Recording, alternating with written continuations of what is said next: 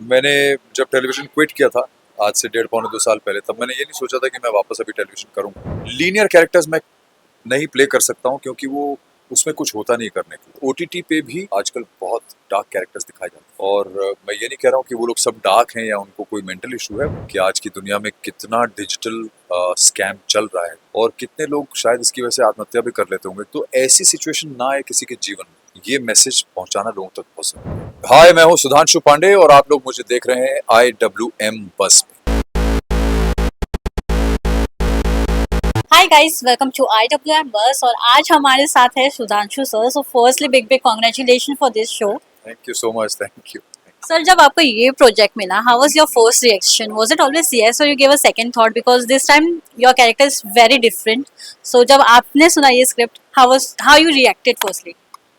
जी, definitely पहले तो सोचा बिकॉज मैंने जब टेलीविज़न क्विट किया था, आज से डेढ़ पौने 2 साल पहले, तब मैंने ये नहीं सोचा था कि मैं वापस अभी टेलीविज़न करूँगा क्योंकि मैंने 4 साल इन्वेस्ट किए थे एक शो में और मुझे ऐसा लगा था कि अब पता नहीं मुझे वापस इस तरह की कहानी या किरदार कोई मुझे मिलेगा जहाँ पे मुझे इतना स्कोप मिल पाए परफॉर्मेंस का और उस किरदार को सजाने का और उस लेवल तक ले जाने का। कट टू आज डेढ़ पौने 2 साल बाद फिर से I am back on this medium and again the same reason I would say all as I always say कि for me as an actor it is very very important that the character is layered. Linear characters मैं नहीं play कर सकता हूँ क्योंकि वो उसमें कुछ होता नहीं करने को। मुझे वो कैरेक्टर्स पसंद आते हैं जो बहुत लेयर्ड हो, बहुत अलग अलग उसके पहलू हो और थोड़ी सी अनप्रिडिक्टेबिलिटी हो कैरेक्टर्स में, या उसके लिए स्कोप हो जो मैं क्रिएट कर सकूं अनप्रिडिक्टेबिलिटी। तो ये कैरेक्टर भी वैसे ही है, बहुत लेयर्ड है और बहुत ही खूबसूरती से लिखी हुई कहानी और किरदार है। तो एक दो डिस्कशंस के बाद फिर ये तय कर लिया गया कि नहीं, चलिए करते हैं। Can we say your character have some grey shade also? Yes, of course, it's got a very strong gray shade. And again, the best part is जो भी उसका ग्रे शेड है वो बेवजह नहीं, हर चीज के पीछे कोई वजह होती है। तो इस कैरेक्टर की भी एक कहानी है, एक उसका बैकग्राउंड है, बचपन था, एक जवानी तक की उसकी एक कहानी, क्या था, कैसे परिवार का था, क्या उसके सपने थे, क्या नहीं था, और क्या ऐसा हुआ कि वो फिर ऐसा बन गया जो आपने आज उसको देखा स्क्रीन पे। हमारी जो टेलीविजन दुनिया है वहाँ पे हीरो हीरोइन से ज़्यादा ग्रे शेड को पसंद किया जाता है।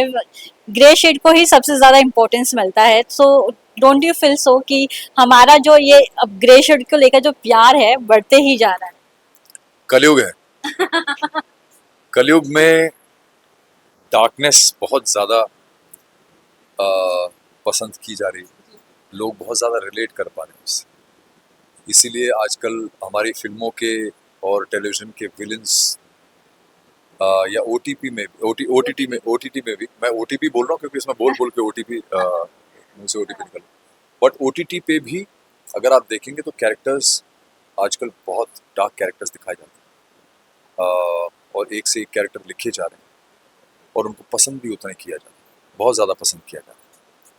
तो मुझे लगता है कि ये आजकल की जो जनरेशन है उसको ये चीज़ बहुत कनेक्ट हो रही है और मैं ये नहीं कह रहा हूँ कि वो लोग सब डार्क हैं या उनको कोई मेंटल इशू है, but I think they are liking the fact that a character, a hero can also be a negative person. He doesn't have to be always the good man, like we used to show earlier. अभी वो भी एक hardcore criminal हो सकता है, cold blooded killer भी हो सकता है, कुछ भी हो सकता है, so that is what the heroes definition has become. ये जो कहानी है आज की कहानी है। जब ये शोज आप देखेंगे, स्पेशली वो जो ओटीपी वाली बात कर रहे हैं आप, तो सब कनेक्ट करेंगे और कहीं ना कहीं वो आपको देखकर ना वो अपने रियल लाइफ से कनेक्शन बैठा पाएंगे। तो ये जो कनेक्शन डायरेक्टली जो होगा ऑडियंस और आपके कैरेक्टर से, इसके बारे में क्या कहना चाहेंगे? कुछ लोग इसको क्रिटिसाइज भी करेंगे और कुछ लोग काफी इसको पसंद भी करेंगे। नहीं, मुझे लगता है कि अगर वो मकसद समझ लेंगे तो शायद ना क्रिटिसाइज करें, बिकॉज मकसद यही है कि इस कैरेक्टर के थ्रू हम ये सोशल मैसेज लोगों तक पहुंचा सकें कि आज की दुनिया में कितना डिजिटल स्कैम चल रहा है और किस तरह से लोग डिजिटल स्कैम्स जो है वो इतना ज़्यादा प्रेवलेंट हो गया है कि हमें ये मैसेज पहुंचाना लोगों तक बहुत ज़रूरी है, क्योंकि लोगों की सालों की मेहनत का पैसा जमा किया हुआ एक बार में उड़ जाता है। और कितने लोग शायद इसकी वजह से आत्महत्या भी कर लेते होंगे कि उनका पूरा पूरा पैसा या पूरा परिवार बर्बाद हो जाता होगा। तो ऐसी सिचुएशन ना आए किसी के जीवन में, इसके लिए हमें ये मैसेज दुनिया तक, लोगों तक पहुंचाना बहुत ज़रूरी है। And what better way than entertainment and through something that is being told with a story, you know। तो ये दो परिवारों की कहानी और उस परिवार की कहानी को जो है इस डिजिटल मीडियम का जो स्कैम वाला जो दुनिया है उसके इर्द गिर्द बुन के लोगों तक पहुंचाया। सर मैं आपसे जानना चाहूंगी ये जो स्टाइल है इसमें आपने कितना पर्सनल टच डाला है, बिकॉज शो एक तरफ और आपकी स्टाइलिंग एक तरफ काफी अलग है और काफी अच्छी लग रही है आप पे ये styling. Thank you so much. नहीं, ये सब हम सभी लोगों का आई थिंक इसमें दिमाग लगा है। सबने सोचा कि यार कैरेक्टर इतना लार्जर देन लाइफ है तो उसको बनाना भी उसी तरह का है। He is a very big builder, Agra का सबसे बड़ा बिल्डर भी है, पॉलिटिकल भी बहुत इन्फ्लुएंशियल है, बाहुबली है, बट ऑल्सो पॉलिश्ड। उसका उठना बैठना बहुत हाई प्रोफाइल लोगों के साथ। तो उसकी ड्रेसिंग भी कुछ इस तरह से होनी चाहिए, कपड़े ऐसे होने चाहिए जो लगे कि हाँ एक बहुत बड़ा इंसान आ रहा है, कोई बहुत बड़ी हस्ती आ रही है। जब भी आप देखें तो लगे कि हाँ ये बहुत बड़ी हस्ती है। तो उसी हिसाब से कपड़ों को डिज़ाइन भी किया गया है और I think they are working very well for the character. Thank you. Lastly एक और चीज आपसे जानना चाहूंगी, जब अभी आपने रिसेंटली शिव शक्ति का अपना एक रूप डाला था सोशल मीडिया पे, काफी वायरल हुआ और वो आप हमें तो पहचाना मुश्किल हो गया था आपको देखकर। जब आपने अपने आप को वो रूप में देखा कितना ब्लेस्ड फील हुआ? नहीं, मुझे लगता है कि ये विचार भी आना मन में कि मुझे इस तरह का कुछ करना है, वही बहुत बड़ी ब्लेसिंग। तो वो जब विचार आया था उसके 6 महीने के बाद मैं ये कर पाया। और अर्धनारीश्वर का रूप, हमने एक गाना रिलीज़ किया। एक्चुअली मैंने एक गाना रिलीज़ किया था शिवरात्रि पे। उसका नाम है रुद्र रिदम, जो भजन क्लबिंग के जॉनर में है।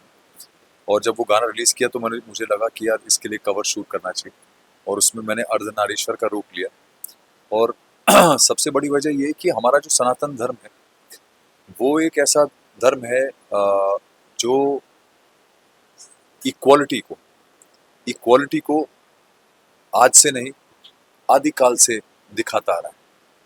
तो आदिकाल से ही हमारा ये हमारी संस्कृति है कि हम उसको आदि शक्ति के रूप में देखते हैं, अर्धनारीश्वर के रूप में देखते हैं, हाफ मैन हाफ वुमन।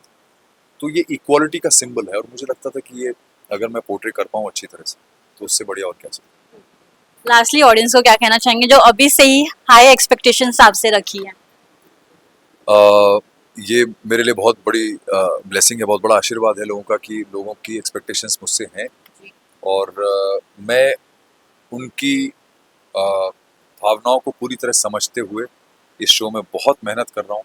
और मेरी कोशिश यही है कि आप लोगों को मेरे इस किरदार से भी उतना ही प्यार हो जैसे आपने पहले।